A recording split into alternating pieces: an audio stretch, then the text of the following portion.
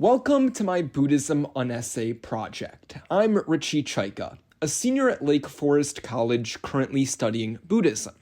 Specifically, I'm taking a class titled Buddhist Paths to Nirvana, an introductory religion course. Now, before we progress any further with today's podcast, I must disclose my knowledge when it comes to Buddhism. Perhaps a better term may be my lack of knowledge. See, I am by no means an expert on Buddhism or religion as a whole. After all, I'm a business major that has no aspirations or interest in pursuing a career in academia, or one that involves religion.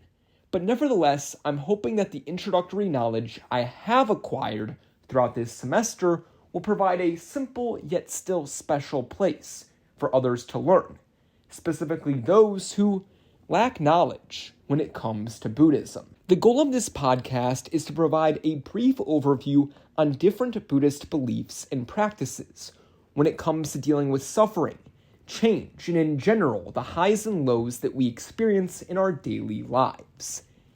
Ancient beliefs that some are beginning to refer to / rebrand as mindfulness, a term and movement that has been gaining popularity. Additionally, I want to compare these, for lack of a better term, Buddhist coping mechanisms and beliefs with how we traditionally deal with suffering and life in general here in the West. I won't be comparing Buddhist beliefs with mindfulness, as core Buddhist teachings on the topic and mindfulness share similarities.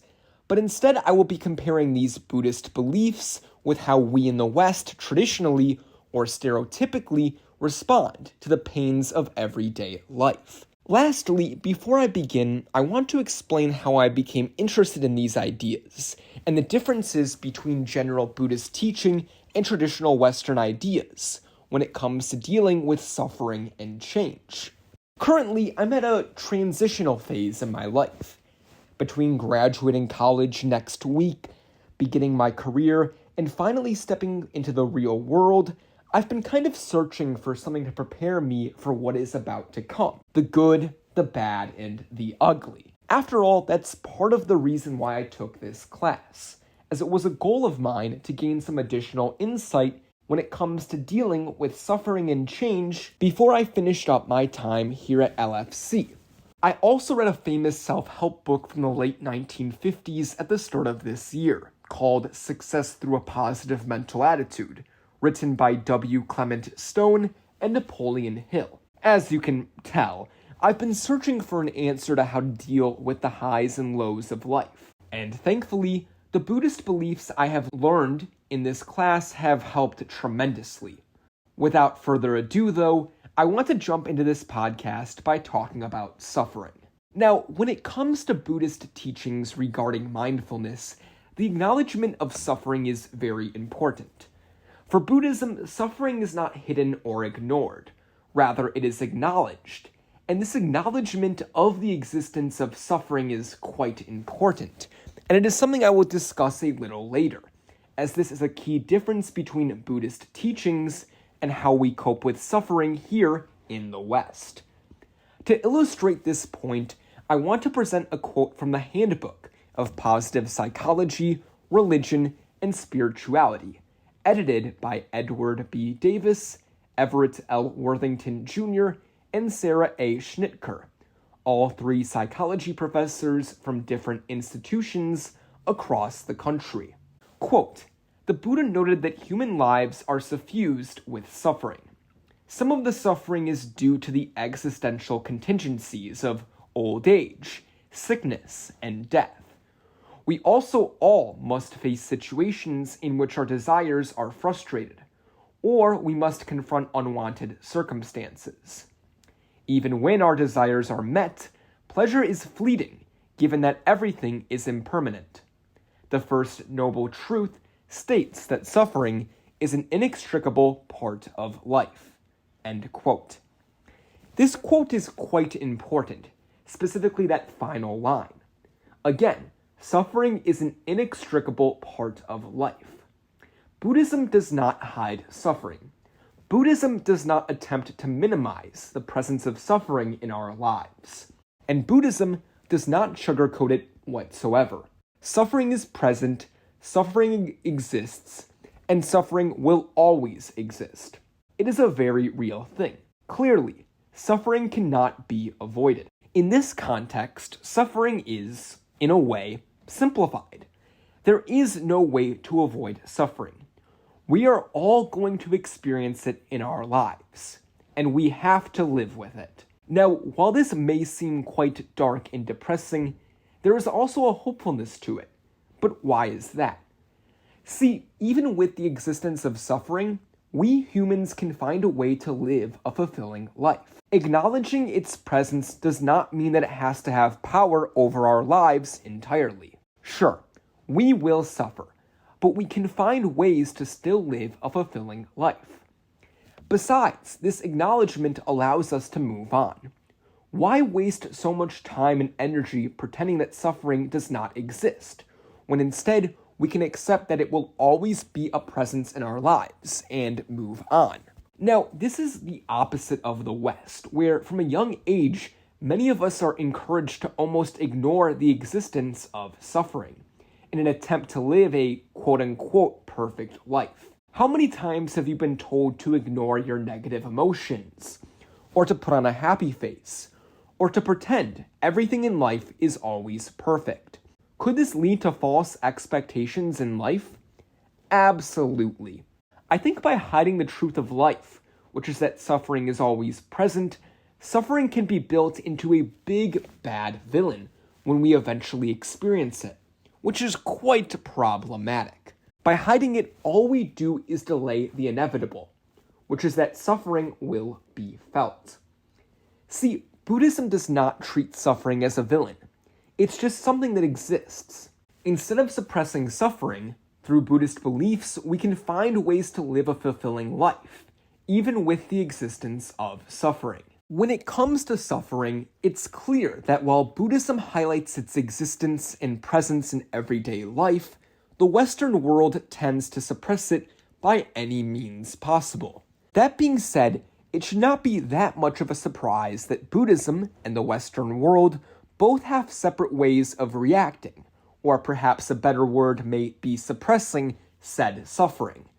What makes this so fascinating, though, is that both reactions involve the same subject, that being craving. As mentioned in the Handbook of Positive Psychology, Religion, and Spirituality, the second noble truth avers that the cause of most suffering is our craving for pleasant sensations and our aversion to unpleasant sensations. We try to cling to pleasures that cannot last and to avoid unavoidable unpleasantness. The authors, Davis, Worthington Jr., and Schnitker, continue on with what is called dependent origination, saying that this is the casual process through which ignorance, craving, and attachment lead to suffering. Pleasant feelings lead to craving and attachment. In turn, craving and attachment embroil us in an endless cycle of suffering. Mindfulness of cravings and aversions can allow us to break free of this chain of causation. In Buddhism, craving and attachment to feelings that provide pleasure create a problem, as all they do is lead to suffering. In an effort to replace the suffering they already experience, people try to replace it by craving pleasure from the senses. While this may provide pleasure temporarily, it always leads to further cravings, as they become unsatisfied and need more. Pleasure of the senses, material goods, immortality, these are all things that are craved and pursued, but can never be achieved. When it comes to material goods, there will always be a bigger house, a nicer car, a more expensive gadget. When it comes to immortality, there is no way to escape death. And of course, with the senses, there will always be more treats to eat, more entertainment to enjoy, amid plenty of other things. By using craving to deal with suffering, we are constantly chasing a high that is provided through pleasure, one we will never actually reach. All craving does is continue suffering, not put an end to it. By avoiding our cravings, which will never lead to fulfillment and will only create a false sense of safety from suffering, we can avoid additional pain. On the other hand, In the West, pleasure is used as a way to escape suffering whenever it is experienced. Gluttony, lust, greed, and laziness are all encouraged to deal with any sort of suffering. People dabble in vices to deal with the struggles of daily life, whether that be with drugs or alcohol, or even something that seems harmless like food. These actions and behaviors are all written off in the name of dealing with life. The amount of times I've heard I need a drink or I smoke to deal with daily life is alarming. Now, I differ in that I believe a little pleasure here and there is not an issue, but using pleasure to try to solve your problems is a very slippery slope. In today's times, rarely are these behaviors discouraged. After all, we live in a world that exploits these cravings. Here in the West, it seems as if the only pushback comes from other religions, which are automatically labeled as controlling. In Christianity, these behaviors are referred to as the 7 deadly sins, which actually predate the religion, as these vices were written about by ancient Greco-Roman authors. Even with mindfulness, a growing worldwide movement, I haven't seen the finger be pointed at cravings for continued suffering. And to be honest, it makes sense. Again, in a world that exploits these cravings, it almost feels like you are going against everyone by avoiding pleasure. That being said, I think Buddhism does a fantastic job at clearly explaining how craving causes suffering. It's a very clear explanation, one that is easy to follow and implement into our own lives. Of course, actually doing it in a world that preys on these behaviors is easier said than done, but simple instructions like these certainly help, and I know I can speak on that firsthand. As a Roman Catholic, I've always been taught by my priests and parents who took me to church and helped instruct me in the faith to avoid certain cravings. I remember discovering the 7 deadly sins, and while I knew these behaviors were bad, I never knew why. Sure, I was told they took me away from God, but I could never see any big benefit in my personal life. Okay, if I wasn't greedy, maybe I'd feel better about myself. Or if I wasn't sloth, I'd be more productive. But overall, I never got the big idea. But thanks to learning about Buddhist beliefs, I now see how my behavior, both good and bad, impacts my life. And it's quite special in my opinion. With the family member's recent cancer diagnosis earlier this year, the suffering I have experienced in my life has increased exponentially. But thankfully, I've caught myself from using craving to deal with the pain. I've stopped going out to bars and parties as much as I know I'll use it as a crutch. And while it may be hard to say no in the moment, it's prevented me from experiencing more pain, something I'm quite proud of. That being said, acknowledging the existence of suffering and the role craving plays in said suffering is not the only piece present in Buddhist mindfulness. And before I wrap up today's podcast, I want to bring up and highlight the importance of impermanence, something I find very important, especially in my own life. Here's an excerpt from an article written by Norman Fisher, a Soto Zen Buddhist priest. As far as classical Buddhism is concerned, impermanence is the number one inescapable and essentially painful fact of life. The Buddha's final words express this. Impermanence is inescapable. Everything vanishes. Impermanence is not only loss, it is also change, and change can be refreshing and renewing.